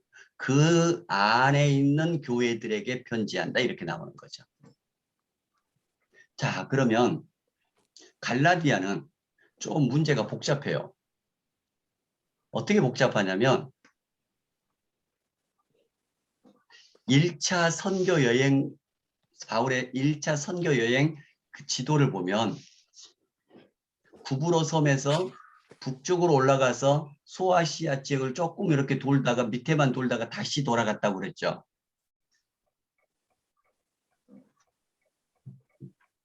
참 여러분들이 그 지도 받으셨나요? 네. 네, 맨 뒤에 있어요. 예. 지도 보고 있어요. 예. 그 1차 선교 여행 지도를 한번 따라가 보셔요. 네. 그러면은 구브로 섬에서 소아시아 지역 본토로 배를 타고 올라가잖아요. 예, 그러면 거기에서 그 밑에 지역만 조금 돌다가 다시 배를 타고 예루살렘으로 가요. 그렇죠? 네. 이쪽이 남부 갈라디아입니다.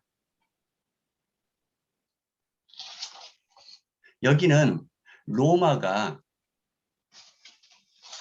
지배를 하면서 행정구역상 갈라디아라고 만들어 놓은 곳이에요. 자, 그런데 문제는 지금 그 위쪽으로 1차 선교 여행 지역이 쭉 이렇게 몇 개가 나오잖아요. 네. 그 지역을 포함해서 그 경계를 해 가지고 북쪽으로 쭉 올라가는 데까지, 그 북쪽까지 쭉, 예, 거기가 북부 갈라디아입니다. 북부 갈라디아는 옛날부터 갈라디아 왕국으로 존재하고 있었어요.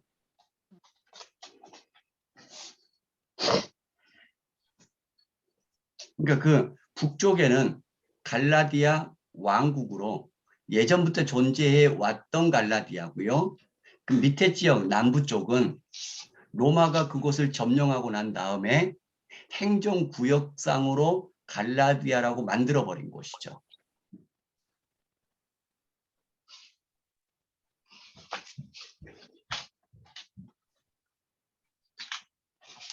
자, 그러다 보니까 갈라디아 여러 교회들에게 편지한다라고 했는데 이게 북부에 있는 갈라디아 교회들에게 편지하는 것인지 남부에 있는 갈라디아에 편지를 하는 것인지 이거에 따라서 굉장히 차이가 많이 나버려요.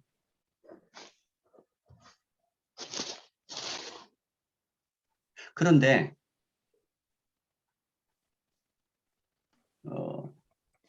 이 남부 갈라디아설, 북부 갈라디아설 이걸 쭉 설명을 해드리려고 그러면 이거가 큰 뭐 우리가 일반 성도님들에게는 큰 도움이 안 되면서도 복잡하기만 해요. 네, 그래서 설명을 안 드리고 남부 갈라디아설이 맞다라고만 보시면 그렇게만 이해를 하시면 되고요. 남부 갈라디아서이다라고 하면 무슨 얘기가 되냐면은 지금 1차 선교 여행을 다녀왔던 그 지역이잖아요. 네, 그러니까 1차 선교 여행을 갔다 왔더니 거기에서 믿음으로 구원을 받는다. 그 복음을 전하고 왔더니 유대교 이단들이 와가지고 자꾸 엉뚱한 소리를 막 하는 거죠. 할례를 받아야 된다라고 막 얘기를 하는 거예요. 믿음으로 구원받는다라고 전해놨는데 아니다, 할례 받아야 된다라고 얘기를 하는 이단들이 자꾸 이들을 흐트러 놓는 거죠. 그래서 바울이 1차 선교 여행을 마치고 안디옥에 있으면서 여기에 편지를 써주는 거죠.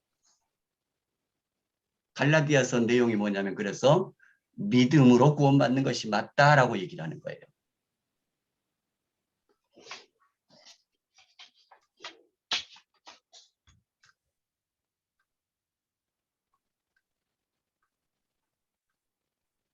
자, 그래서 남부설과 북부설, 예, 이거는 그냥 넘어가도록 하고요.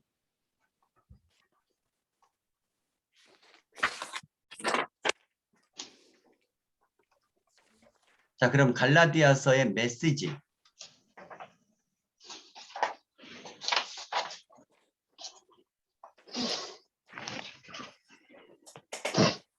자, 이 갈라디아서도 가만히 보니까 자신들은 그 갈라디아 1차 선교 여행을 끝나고 난 이후에도 마찬가지고요. 사도행전에 보면 어떤 사람들이 오냐면은 유대교 이단들이 와가지고 자신들을 예루살렘에 있는 사도들이 보냈다 뭐 이렇게 얘기를 하면서요. 바울은 사도도 아니다 뭐 이런 식으로. 그러다 보니까 바울이 어떤 걸 써야 되냐면 자기가 사도다라는 것을 써줘야 되는 거죠. 자기가 어떻게 예수님을 만났고, 왜냐하면 예수님이 만나서 예수님이 보낸 사람이 사도잖아요. 그래서 자기 자신이 사도다라는 것들을 쓰고 있고요. 예루살렘 사도들과 동일하다 이것도 쓰고요.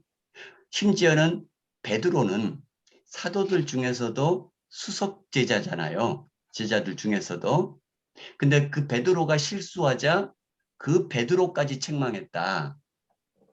왜냐하면 동등한 입장이니까 사도로서. 그런 얘기도 하고요. 때문에 유대교 이단들이 퍼뜨리고 있는 율법, 할례를 지켜야 할례를 행해야지만이 구원받는다고 얘기하는데 그거 할 필요 없다라고 기록을 하고 있고요. 그 다음에 이신칭의의 복음을 전하죠. 구원은 오직 믿음으로 구원을 받는 것이다.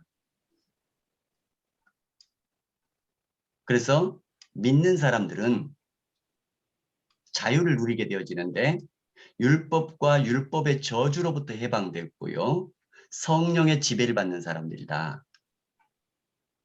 이런 내용들이 갈라디아서의 내용으로 쭉 나오고 있는 겁니다.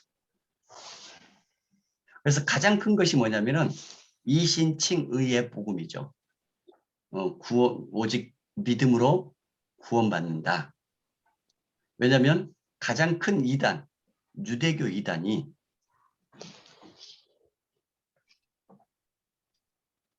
할례를 받아야 된다. 라고 막 하면서 어지럽히고 있거든요.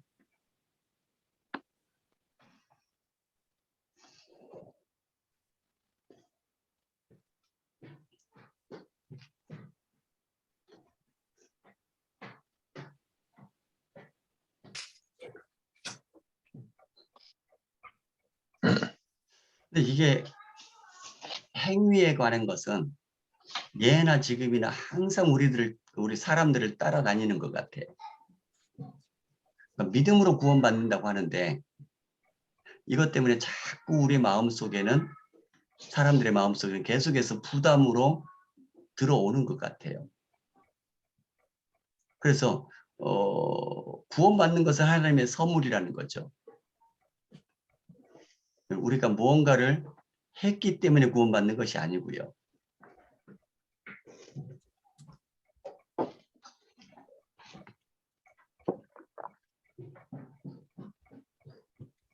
하나님이 예수님이 하신 것을 믿음으로 받아들이기만 하면 구원을 받는 거죠. 그래서 우리가 이제 확신반할 때 이제 그 말씀을 자꾸 드린 것들이 그거죠. 이 구원이라는 것을 이렇게 보시면 돼요. 제가 이제 예를 들어서 설명을 그렇게 많이 드렸었죠. 서울역에서 기차를 타고 부산을 가려고 하는데 그 기차가 평양을 가고 있더라는 거죠. 한참 가다 보니까. 그래서 중간에 그걸 알아차리고는 나 부산 가야 돼 하면서 그 기차 안에서 열심히 착한 일을 한다고 해서 부산 못 간다라는 거죠. 부산 가려면 어떻게 해야 되는 거죠? 내려야 돼. 갈아타야 그래서 내려서 갈아타야 되는 거예요. 정반대의 기차를 갈아타야 되는 거죠. 그리고 그렇게 태워준 거에 감사해서 그 안에서 차장을 도와줄 수도 있고 착한 일을 할 수도 있고 이렇게 하는 거죠. 감사해서 하는 것이죠. 그러니까 평양 가는 기차에서 아무리 착한 일 많이 한다고 해가지고 그 기차가 부산 안 가요. 부산 가려면 완전히 갈아타야 되는 거죠. 마찬가지로 우리 이 땅에 있는 모든 사람들은 지옥행 열차를 타고 가고 있는 거죠. 그래서 지옥행 열차를 타고 가는 사람들이 그 안에서 아무리 착한 일을 한다고 해서 그것이 천국행으로 바뀌지 않는다라는 거죠. 그러면 지옥으로 가지 않고 천국으로 가려면 기차를 갈아타야 되는 거죠. 그게 예수님을 영접하고 믿는 거라는 것이고요. 그래서 이제 기차를 갈아타고 천국으로 갈 수 있게 되었으니 감사해서 착한 일을 하는 거죠.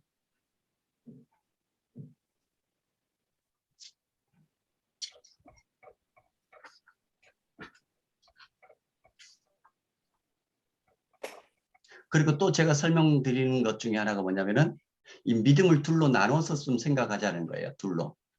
하나는 뭐냐면 구원받는 믿음. 구원받는 믿음은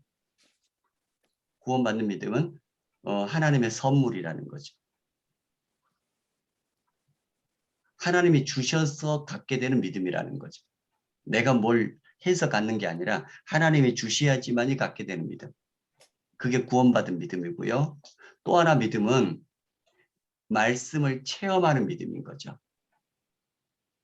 이거는 내가 말씀 붙들고 순종함으로 행함으로 체험하는 믿음이라는 거죠. 이거는 내가 노력해야 되는 것이고요. 구원받고 난 이후에. 그래서 더 열심히 말씀 붙들고 결단하고 순종하는 사람일수록 더 많이 기도하고 말씀 보고 이렇게 더 많이 하는 사람일수록 하나님의 말씀을 체험하는 은혜가 더 큰 거죠. 그거는.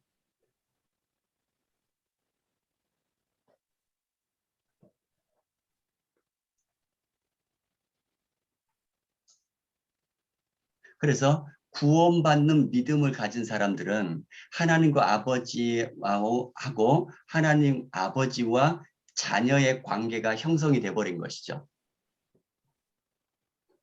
그런데 그 아버지의 풍성한 것을 내가 더 많이 받아 누리느냐 누리지 못하느냐는 그거는 내가 얼마만큼 더 잘하느냐 못하느냐에 따라 달라진다라는 거죠. 그 관계는 끊어지지 않는 거죠. 그러나 아버지의 것을 내가 누리느냐 누리지 못하느냐 얼마만큼 많이 누리느냐 조금 누리느냐 이거는 내가 어떻게 하느냐에 따라 달라진다라는 거죠.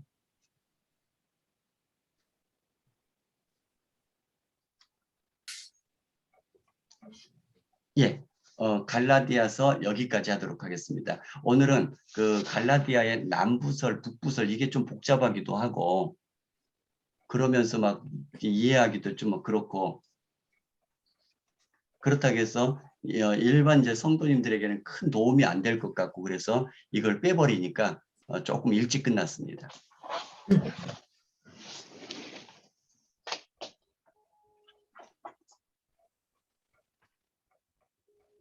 예, 혹시 또 질문 있으시면 질문 받도록 할게요.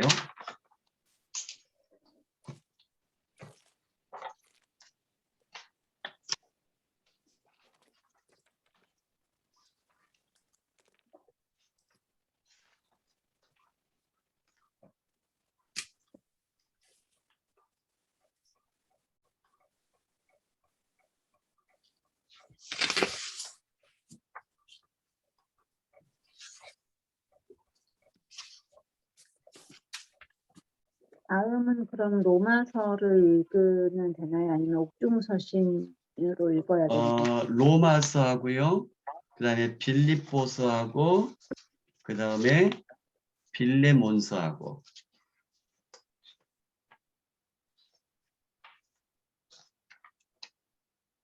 로마서, 빌립보서, 그다음에 빌레몬서.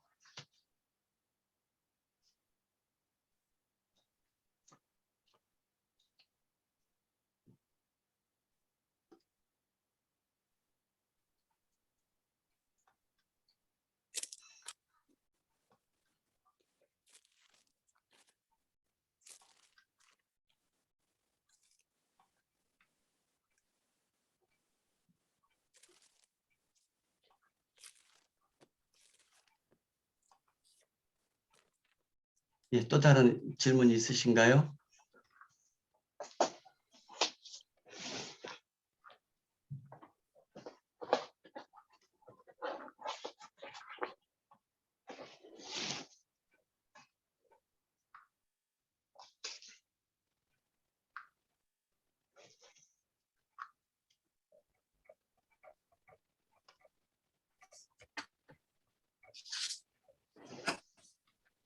없습니다. 잠시만요.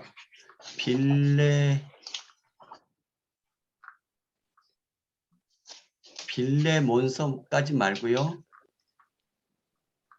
로마서하고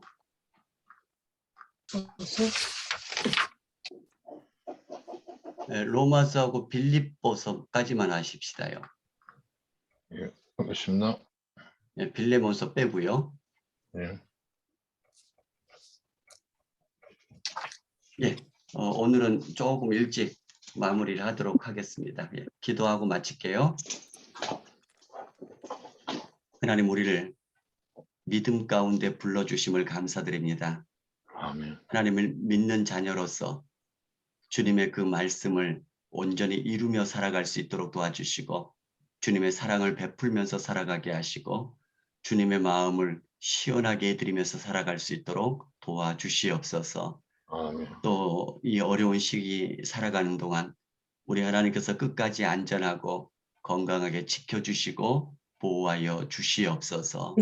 감사드리며 예수님 이름으로 기도드립니다. 아멘. 아멘. 수고하셨습니다. 예, 수고들 하셨습니다. 감사합니다. 네.